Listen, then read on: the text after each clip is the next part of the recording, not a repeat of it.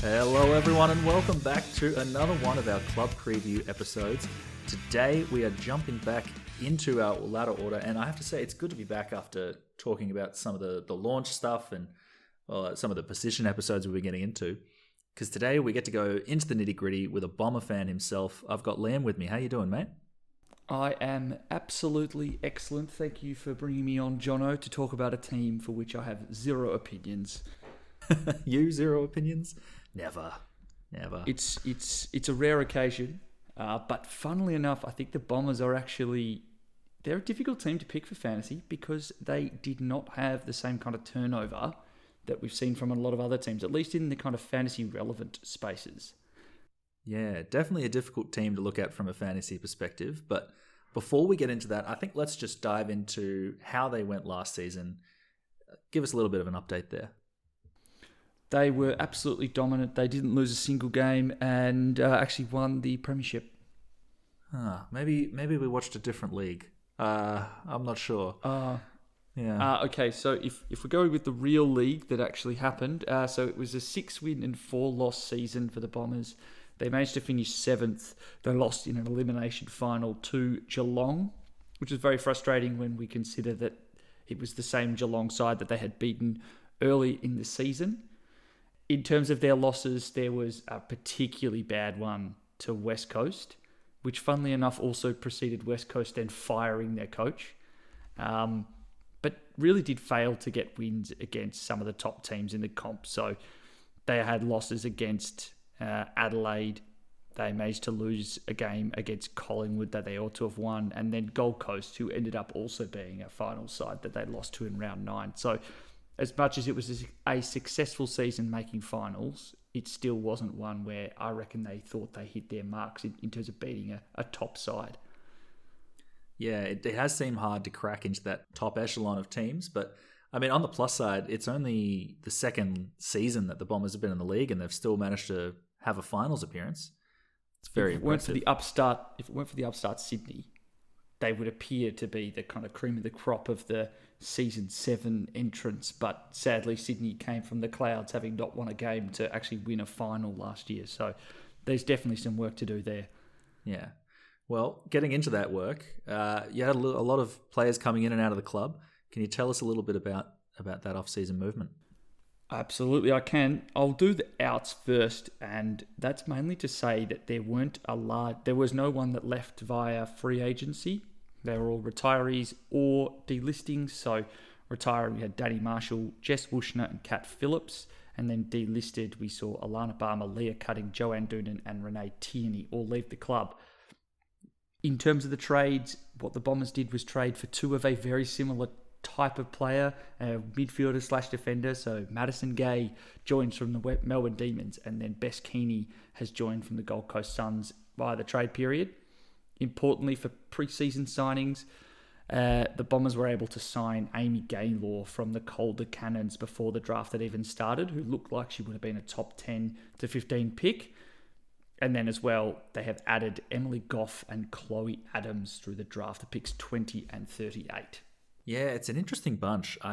You can see how they've really targeted something which I know we've heard you talk about before, is that Bombers movement off half-back. Maybe something that they're trying to change there, but it's an interesting group of players coming in for sure.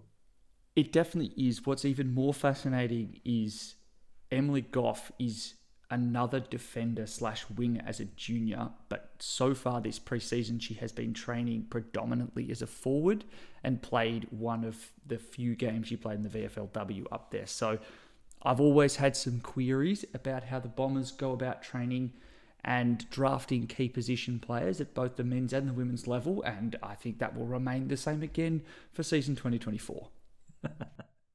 No, it's a fun one. Look, before we get into our fantasy relevance, we've actually got a very special interview. You've managed to have a little bit of a chat with Georgia Nanscawen, who was one of our absolute fantasy jets last season, I think rising in price more than any other player. So I'm really excited what she has to say. I think let's jump across to that now. Thanks very much, guys. Appreciate the throw. And yes, we are very welcome. We're very lucky to have Georgia Nanscawen on with us today. Georgia, how are you going? Yeah, really well. Thanks for having me on. No, it's an absolute pleasure to have you on. I'm going to throw you a nice, easy question first off. How has the preseason been so far? Must be nice to have a normal preseason for you at AFLW level. Yeah, it's been a really good preseason. It feels like it's been quite a long one, although the official preseason only started. What are we in now? Week 8 or so. We've had a really good, I guess, pre-preseason as well. Obviously with AFLW being quite a short in season. Yeah, there's a big build up to it, but it's been going really well. Obviously, as you sort of mentioned, a bit more of a straightforward preseason for me, coming off an ACL after season 1. And so yeah, I guess I didn't sort of hit the preseason running as well as I would have liked. So this one's been pretty smooth, and yeah, I think everyone's just keen to get in some games in a couple of weeks. Yeah, well, you've got match sims coming up in about a week and a half now, so that'll be awesome. And I did note that this probably 2 VFLW games this preseason's the fewest you played in a VFLW season in a while. So hopefully that means a bulk AFLW season. Yeah, no, it was I guess as all the AFLW clubs have sort of tried to manage the VFL season, and different clubs have approached it in different ways. But yeah, we were keen to obviously roll through a few games, and yeah, it was good to jump in for a few. And as you say, it's a long time without football, so to play a couple of games is really good. And yeah, hopefully means primed for the AFLW season coming up. We have our fingers crossed, and don't worry, there'll be a few questions about some players that you played those VFLW games with. Don't you worry. But before we jump onto that, I wanted to chat about your journey to football. So for those listeners who weren't already aware, you I don't know if we could call you a lifetime Aussie rules player, given that you amassed a total of over 200 caps for the hockey roos and attended a com games as well. I can assume that previous professional high level experience kind of treated you well for the move across to professional AFL. But looking back at the kind of player that you were when you joined North Melbourne straight out of hockey, how different do you feel as an athlete now than you did then? I guess as an athlete, I don't feel too much different. I think, yeah, obviously coming across from an elite hockey environment, and jumping into AFLW, which was still quite in, and is quite in its infancy at the moment. I think the elite athlete side of it, I always had probably down pat pretty well. But as a footballer, I've obviously changed a lot. Coming in very fresh to North Melbourne with pretty much no games under my belt. I think I'd played a few local games in Perth by the time I was on the AFLW list for North. Um, it was obviously, yeah, a whole new learning experience, and um, yeah, I was trying to take in as much as possible, but yeah, it was quite, yeah, it was all very new. And I think at North I was playing as a small forward, and have since discovered that's probably not my not my best position. So yeah, leaving North, went to Essendon in the VFLW, and that's, I guess, really where I found a home, and was able to, be taken, under the wing of some great coaches. You know very well, Brendan Major was, a huge influence on the Essendon program, and on myself. And I guess it was a place where I was able to, yeah, be given the confidence to just enjoy myself, and develop and learn footy. And so coming now to, yeah, a few years down the track, and a season or so of AFLW under my belt, I certainly feel, a lot more comfortable as a footballer, and still, of course, so much to learn. Like, we talk about soon we'll talk about the 18-year-olds coming through who have played football for a lot longer than I have. So I still feel like a very young footballer, but certainly a lot more confident than I probably was in my first season at North Melbourne. Yeah, it's almost like you've actually stolen the run sheet for me, because I was going to ask a follow up about what that time at Essendon VFLW level did. And knowing that you kind of had played small forward and then seeing the way you were able to dominate as a midfielder, I can assume that you might not look back at the time at North Melbourne and go, yeah, that was my best football ever.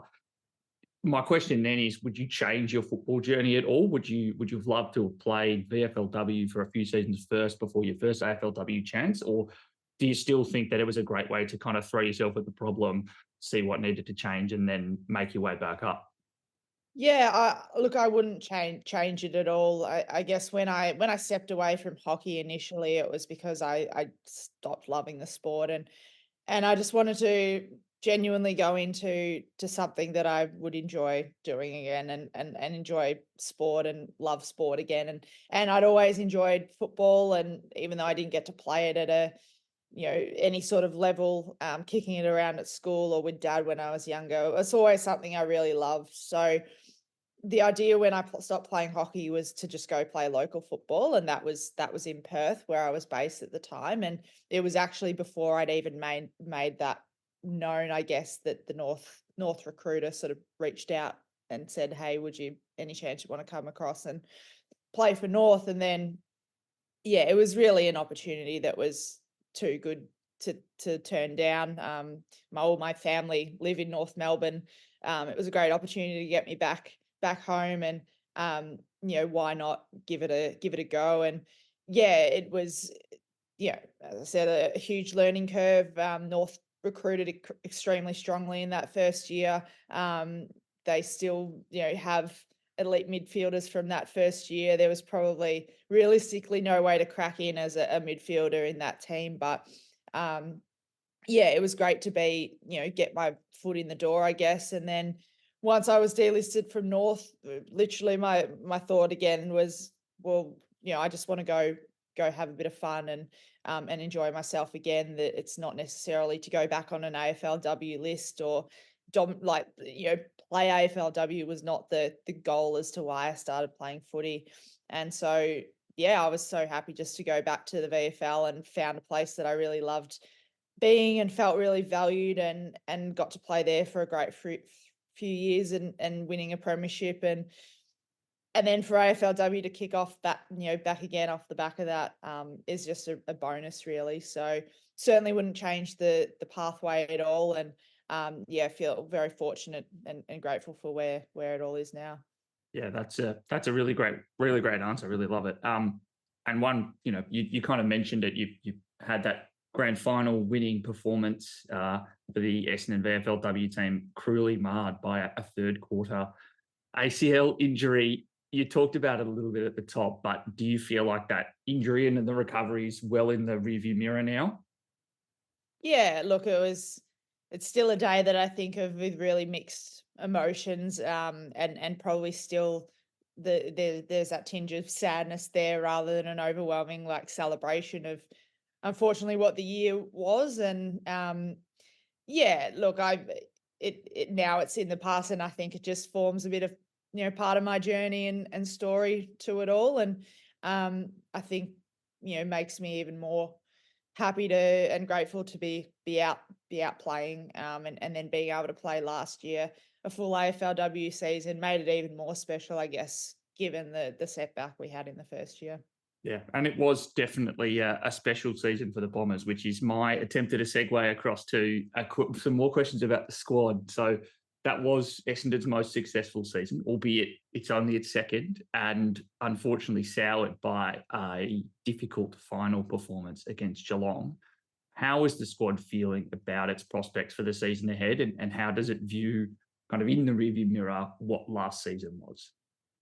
Yeah, we obviously made huge progress last year, and to make finals in our second season is something that we can't, it can't be diminished. Like we are proud of that, but I think it obviously highlighted the taste for wanting a lot more than that, and we recognize that we're a little bit way off the top teams in the competition, and ultimately we want to match it with them and be beating those teams. So whilst we're happy with making finals, it was certainly not something we're satisfied with. And I think going into this year, the focus isn't on making finals, it's progressing sort of where we are. Our gameplay, we really have stripped it back to thinking about the process, and it is cliche, but that's what we're doing. Like we know that if we can take care of that, then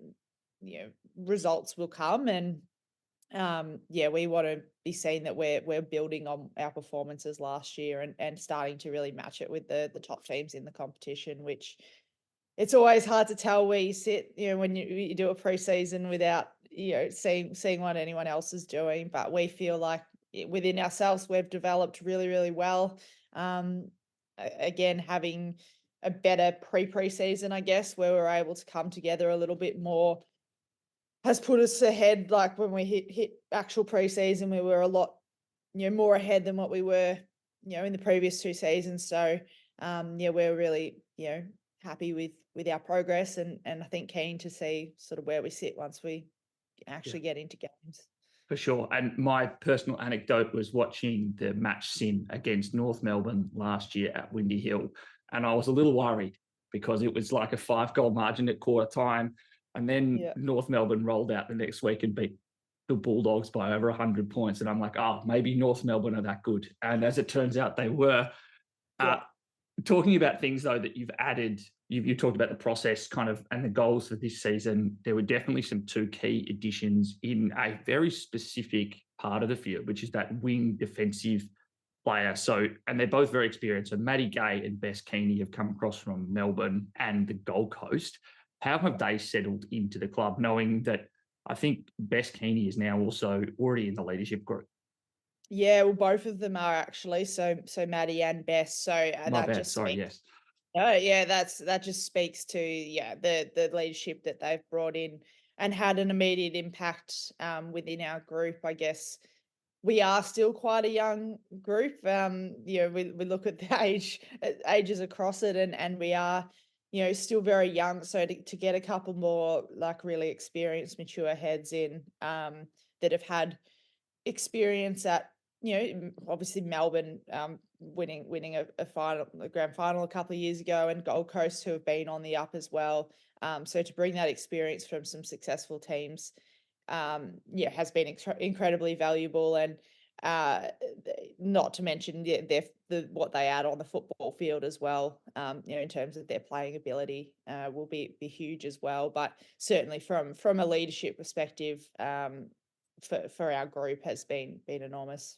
Yeah, and apologies for getting Matty Gay wrong. That's my bad. But I'm also very curious to know kind of what positions they'll be lining up in, because both are defenders predominantly, but Bess plays on a wing, and then Matty has obviously been a utility that's rolled through the midfield. Are they going to be playing similar roles that they have at previous clubs, or is there something specific they're going to be doing at Essendon this year? Oh, look, without going too much into the plans, and to be honest, we haven't gone into match sort of selection stuff either. We've got our first scratch match coming up this weekend, and then sort of inter-club match, and then into some practice games. So yeah, look, they've been training in those positions. I'm sure it will depend a lot on the week, but yeah, the beauty is that they are very versatile, and with their experience can probably move around depending what is needed for each week. So that versatility has been great for us.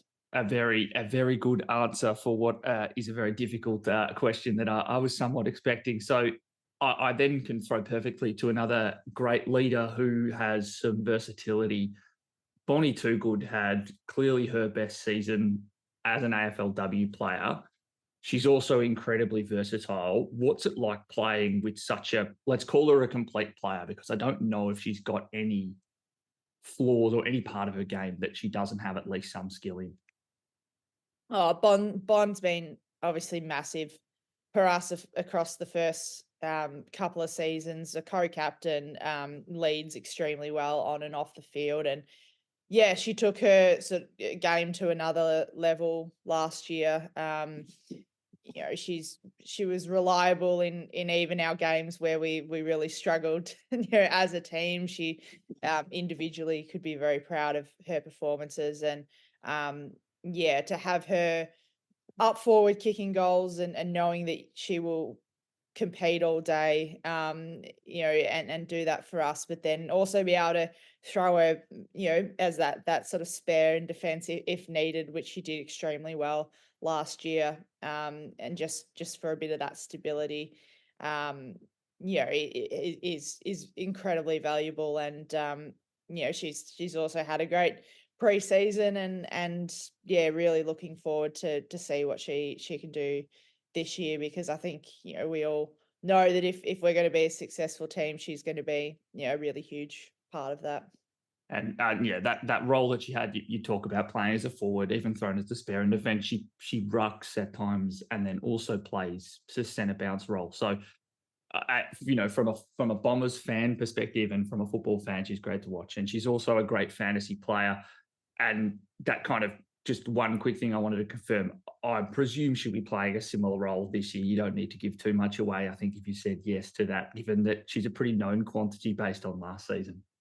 Well, yeah, look, I think we all know her one woods, her forward ability and her goal kicking, but yeah, you've already touched on it, the versatility that she has around the ground. Again, depending on what we need, and game situations, yeah, she can really do anything that's thrown at her. Yeah. Well, we're going to go from one fan favorite to another. You were one of the top, most highly owned fantasy players last year as a kind of breakout midfielder, spending a lot of time in there. A question for you, though, is if you were going to pick someone as a new entrant who might break out or break into the midfield group this year, who would it be? Yeah, it's a good question without going too much into fantasy points that I I know That's my absolute. mum That's absolutely fine. I know my mum was probably following along that more more than I was, but yeah, look, we've got obviously some big people in there, like Maddie Prasparkas is always going to be one of the standouts. Steph Kane, as well as our other co-captain. We've had some really good draftees. Chloe Adams is one of our young uh, draftees who's just come in, hit the ground running. She's so willing to learn, and really love the way that she plays. Kind of reminds me a little bit like head up. She wears the helmet, gets her head over the ball, and think she's broken her nose already in the preseason, and the poor thing keeps getting hits there, but just shows what a hard player she is, which you just love to see. So no, she's one of my favorite new draftees. We've got three great ones that we picked up this year, but as an inside mid, it's yeah, love to see that Yeah. from the young. Well, let me go straight on to it. The next question I was going to ask, you've already mentioned Chloe Adams, who was the Bombers' the second draft pick from this season, who you played, who was also playing VFLW this year. The Bombers had two other kind of pre-season slash draft picks. So there's Amy Gaylor and Emily Goff. Now, from what I saw in the VFLW, Emily Goff is training as a forward this year, but Amy's a bit more of a utility, has played in multiple different positions. Is there some specific lean in where she's been training this preseason, and kind of what have your first impressions of her been? Oh, I mean, both of them have been excellent. Like you talk about, your kids coming in being ready-made footballers, and both of them do have that, football ability that just comes, so um, naturally now. So yeah, look, Amy has had, I think, I can't even remember where she played through the VFL. I think it Bit was of pretty everywhere much as well. all over. Yeah, so that versatility again is obviously something that's been that the recruiting team have looked at, and um and Goffey as well. She's also got a lot of versatility. I think even played down back in her, like, Yeah, through her draft years. So and a wing as well. wing, she's also got good size. Like you can really, throw her anywhere. But yeah, look at well, your guess is always as good as mine. What the lineup will be going into it. As we say, we kind of move people around quite a bit through our internal match sims, and yeah, what the actual makeup will be. will be really interesting because with that versatility, it leaves it open for so many options. So looking forward to seeing what both of those girls can do as well. And again, just testament to the recruiting and that we've picked up 3 really good kids and really talented footballers as well. Yeah, and it's going to be a keen watch for me this preseason to kind of see where they're all lining up. Now, unfortunately, I'm going to run out of time to talk about one of the most versatile players in the Bombers, which is Matilda Dyke, who is a ruck wing combo. Because I do actually Very have to. It's a very rare combination. It may be her and Mark Blitzarves are the only two in all of Aussie rules, but I do have to throw to a question about the forwards. So the Bombers' first 2 draft picks in that first season were Paige Scott and Amber Clark. Now, both of them have played a midfield/forward role. If you were to kind of talk about what you expect from this year, there's one you would say is more likely to spend some midfield time. Who would it be, or are you seeing them both more as forwards this year? Look, both have rolled through at different stages. As I said, sort of in the previous bit, we are keeping it very fluid through our preseason. And I don't think you really want to limit where they can play. And you just don't know like what the season will throw at you. You can have a pretty set midfield, I guess, and it only takes touch wood, an injury or something here or there. We saw last year Steph Kane, unfortunately, with a bad hamstring, and it throws things all out of whack. So, both of those players have, a lot of ability to roll through the midfield and have done so, at different times, as you say. So, I think I'll be watching as keenly as you to see, what the lineups look like as we go into the season. And I've got to ask you a question. I've got to ask you: do you think Paige Scott will win Mark of the Year at some point? Because I reckon she tries every week. Look, I think that's a pretty fair chance. Flies for a lot, and has certainly the ability to. So I think the vertical leap is huge, incredibly powerful athlete, both on the ground and off the ground. So I think Mark of the Year could well and truly be in contention. Yeah, she's obviously uber physically talented and then just breaks apart some games. So she's definitely a keen watch for all in the fantasy community and also Bombers fans to see how she goes this year. That's all for the substantive questions I've got to ask you. I've just got to throw to one more, and it's something we ask to every interviewee that we have. If you were going to talk about the player that is most likely to break out for the Bombers this year, who would it be? Look, I think I've probably touched on them all, to be honest. Our 3 draftees, Chloe, Amy, Emily Goff have all been excellent. Our 2 new additions in leaders with Bess and Maddie Gay. If I was probably to throw in one more, I'm just excited to see what Daria Bannister can do coming back after her ACL, which she was having a great season before that game against Richmond, and she's just had a great rehab recovery. She has hit back into match sim, just looking like she hasn't missed a beat. So I think we really missed her, hard at it ability, like to win the ball, to get to contests and hit it hard. So I'm looking forward to seeing what she can do coming back this year. Yeah, same. I think the Bombers definitely looked best when she was dominating as a high half forward last year. Well, Georgia, thank you so much for your time today. That was an excellent chat, and I wish you the best this season personally, another season removed from the ACL recovery, and all the best for the Bombers this year. I appreciate it. Thanks very much. No problem. Thank you.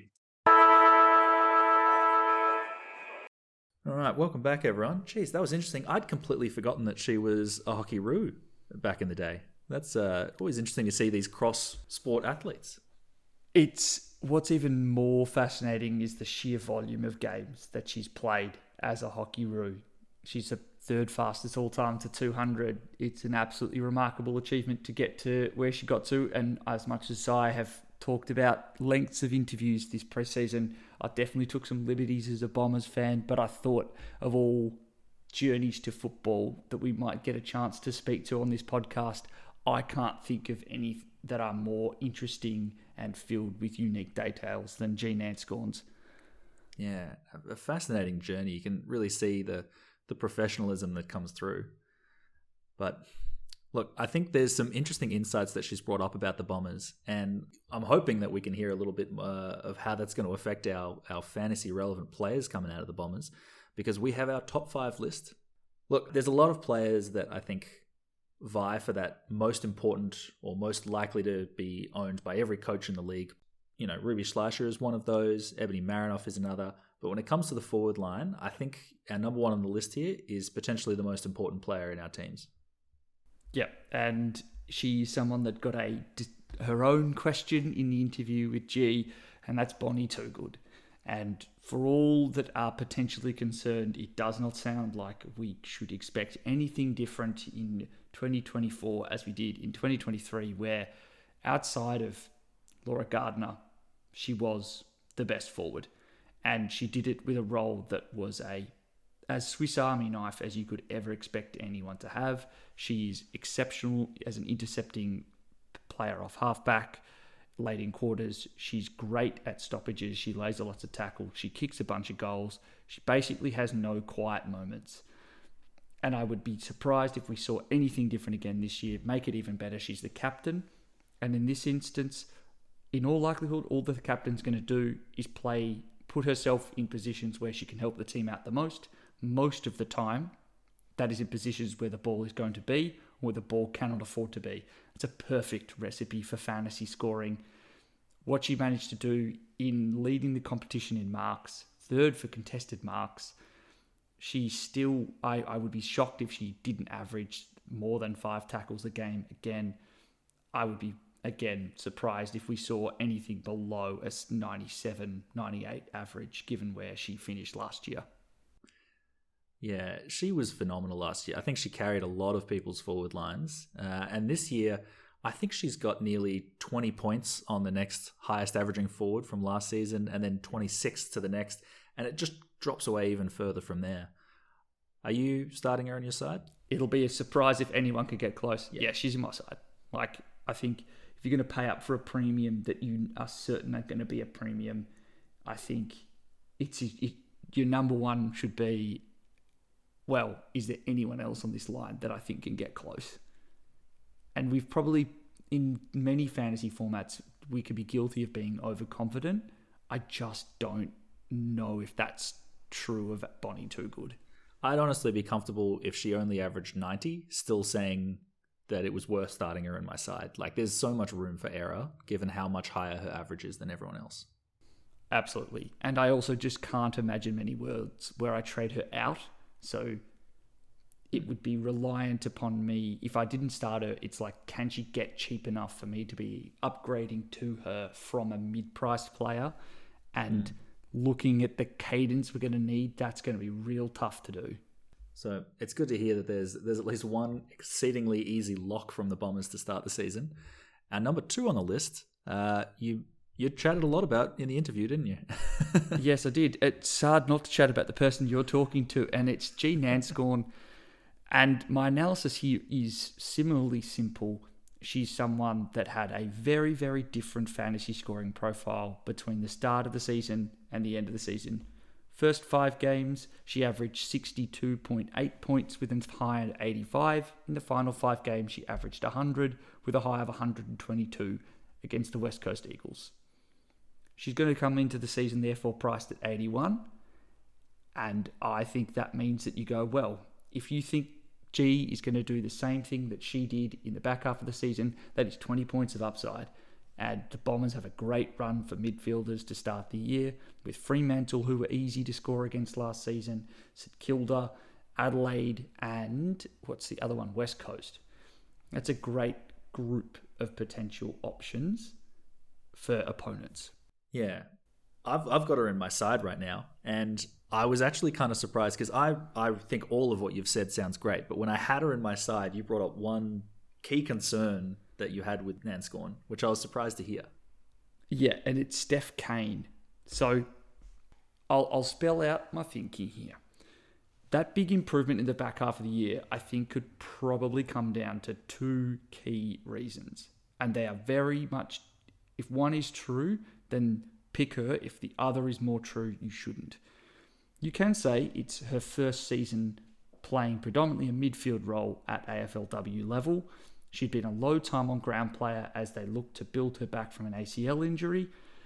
And it was in the back half of the year that the Bombers really did also play their best football and were able to dominate the most out of the midfield. And so it was just, the Bombers realised that Jean Nanscawen should be on the field more and she can play her most natural role. She's a high tackle player. She's an excellent in and under option.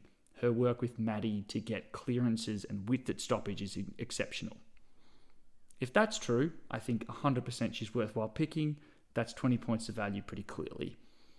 The only concern that I have is that the other potential option is that it's because Vice-Captain Steph Kane was injured in round 7. And after, in rounds 8, 9 and 10, was where we saw some of G's best scoring. And Steph Kane has been a CBA midfielder for her time at Essendon, as much as she spent a large portion of her career at Fremantle prior to joining the Bombers as a winger/inside midfielder. She became a dedicated inside mid and therefore was taking away some of the CBAs. It was when she got injured that G saw a real pop in her scoring. I am therefore a little concerned that as the Bombers look to build in Steph Kane and potentially see some inside midfield time for some rookies like Amy Gaylor and Chloe Adams, and then also someone who saw CBAs at the back end of last year in Brooke Walker, I'm a little concerned that we may see more of that low time on ground Jean Nanscawen again, which is someone who can score 60s and not 120s. That's my worry. Yeah, I mean, it's hard to imagine, given how powerful she looked in that back half of the year, that they wouldn't be starting her in there. But it's a lot of chefs in the kitchen in that midfield right now. And it's also the fact that it's a co-captain. Mm. That's the thing that alarms me, and someone who predated G being a predominant midfielder. And that's why I'm a little concerned. And it's something I watch in the preseason. It's just going to be really tough for me to pick her, and I know I'm going to be grappling with this choice because of that great run to start the season. It's going to be hard to, I think if she's got a good role and I don't start her, to trade into her, knowing that it might not go on forever. That's my conundrum at the moment. And I have had her in and out of my side because she's at a perfect price point for me at like that M3, M4. Yeah, it's a tough one to watch, and I think that practice game will be interesting. Keep an eye on that one. The next option on the list, it sounds like is going to have even more trouble to break into the midfield than I thought she would. Can you tell us a little bit about Paige Scott? I can. She is an enigma, but she is a physical freak, and we talked about her in the interview as well. She has tantalized us with a fantasy scoring game that, if anything, she is the midpoint between Jean Nanscawen and Bonnie Toogood, in that she has an excellent set of hands and looks great at stoppages, but lays so many tackles when she's there. She doubled her tackles between her rookie season and last season. She's going to come into this year priced just as hair below 50 in a forward line where we don't have that many options. The issue that I've got is she's very inconsistent too. She is known for an entire game against Brisbane in her first year, scoring a -1, and she had scores of 28 and 37 across last year and 34. That's not good scoring. That's really, really dangerous. A negative score is impressive in some degrees, honestly. Oh, legit. And it's also a difficult one to predict because sometimes her good scoring comes in matches where she does not see CBAs. And it's going to be a question of how does she grow as a footballer? Is she someone that needs to see CBAs to see the ball around the ground? She's an excellent mark, but sometimes she gives away a bunch of free kicks because she tries to take too many speckies and gets done for unrealistic. It's so tough to pick what type of player Paige Scott is going to be. And therefore, it's one where, is it the tackling inside midfield great player, or is it a deep forward who could actually kick a bag of goals in her career and play a bit like Chloe Shear? And I just don't know.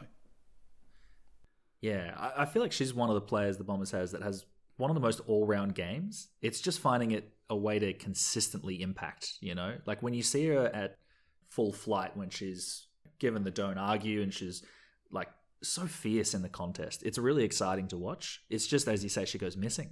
So I'm curious what the answer to it is. I'd always assumed that it was going to be, when the older generation of midfielders retires that she steps in, but it does look like she's developing far more as a forward than anywhere else.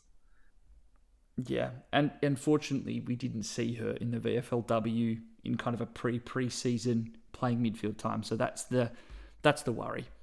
It's still a name that I'll watch in the preseason and read the match sim reports, because I do think that underneath the inconsistent exterior is a potential fantasy superstar. Yeah.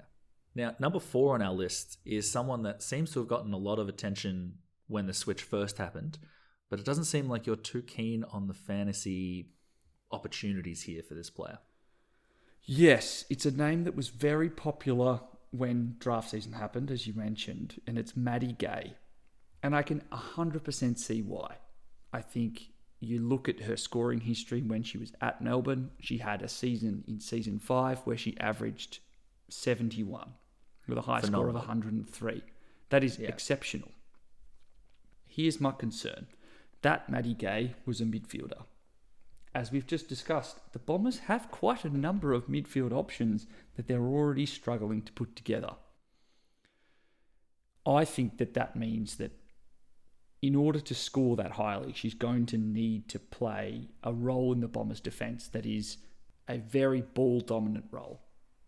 And she was already someone who was taking kick-ins last year, and I think she took 12 in season 7 and 17 or 18 in season 8.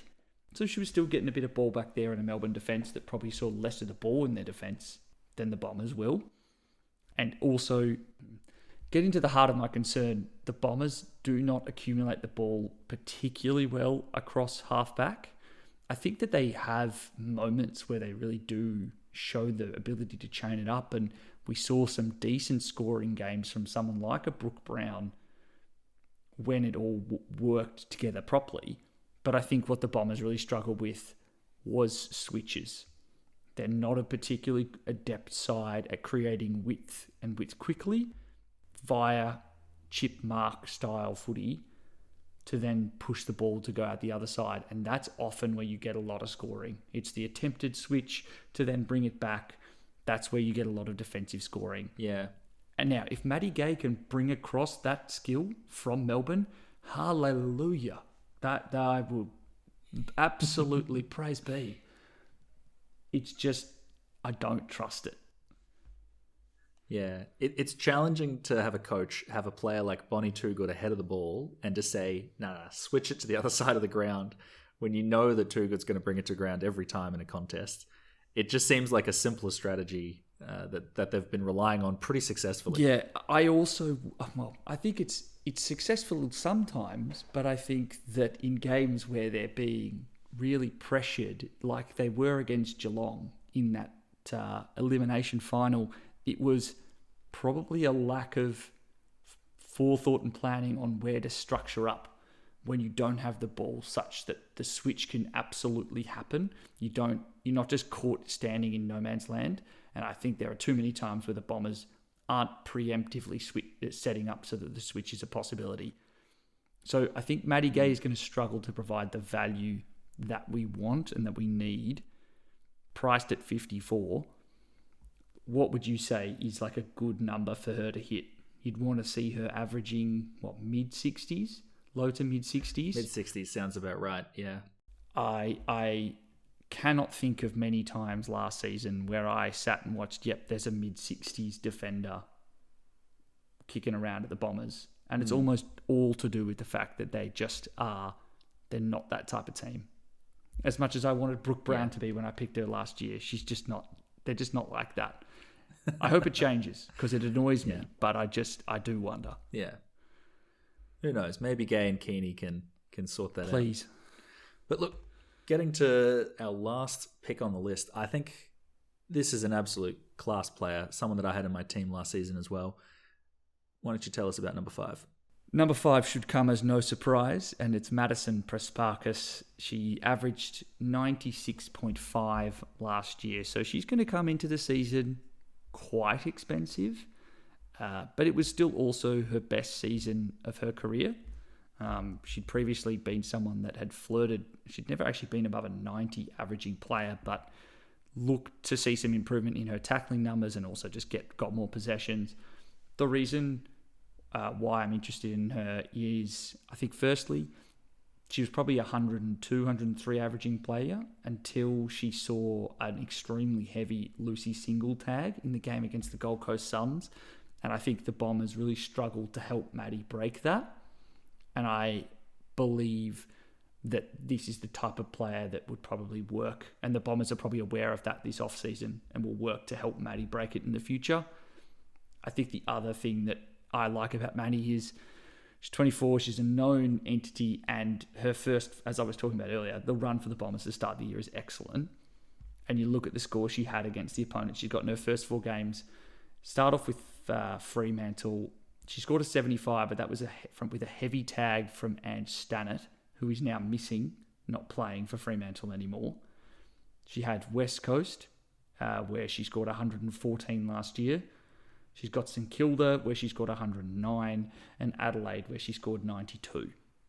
I think that even at like a $1.24 million price tag, I think Maddie, if you're looking to run an overpriced M3, that first 4 games of the season may see her rise 200k, and you go, that's a good start to the year. Maybe I look to downgrade to get similar value as the rest of the Bombers' schedule gets a little bit more tricky.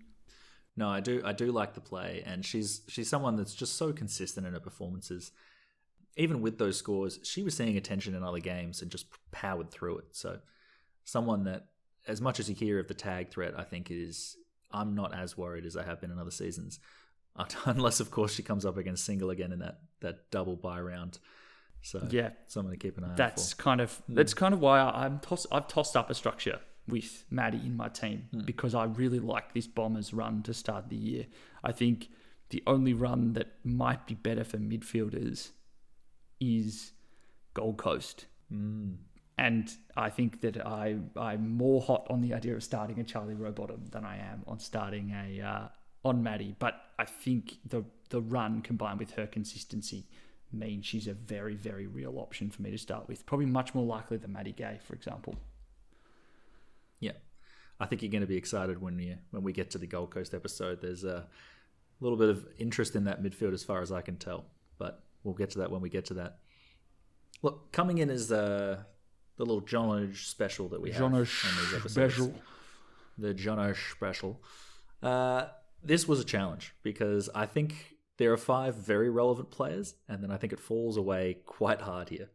But I think a little bit of digging, which we did a little before this episode, I think we've got an interesting one, and that is Mia Bush. So last year started the season as a rookie price defender, as she did the year before, and only averaged the 36, I think it was, across the season, which, is obviously nothing to, write home about. But I think if we're talking about how she's developing, because she's only 20 years old, coming into her 3rd season, she's put up a few games in the VFLW this year, playing off that halfback and occasionally rolling through the midfield a little bit.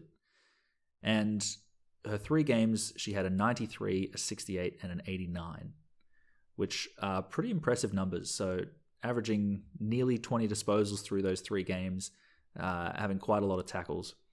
I think these are very promising numbers.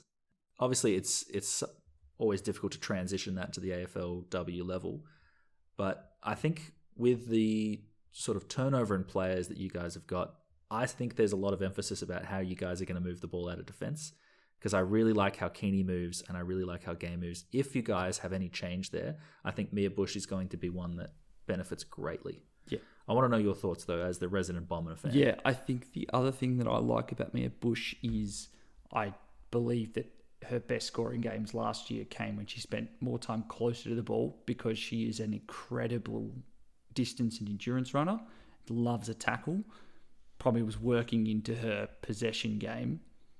I think that if she's able to spend some more time around the ball, potentially as a tagger, who the Bombers didn't really have running through the midfield last year, I think that there's a 50 averaging player, which is 15 points of upside on what she's priced at. And again, coming with that good run to start the year. She's definitely a name and a position to watch in the preseason. Maybe if you... I'd say for a D4, she's an awkward price, but not an impossible player to pick. Yeah.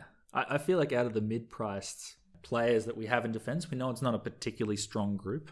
So I feel like there's a few situations where you might be looking for someone around that price.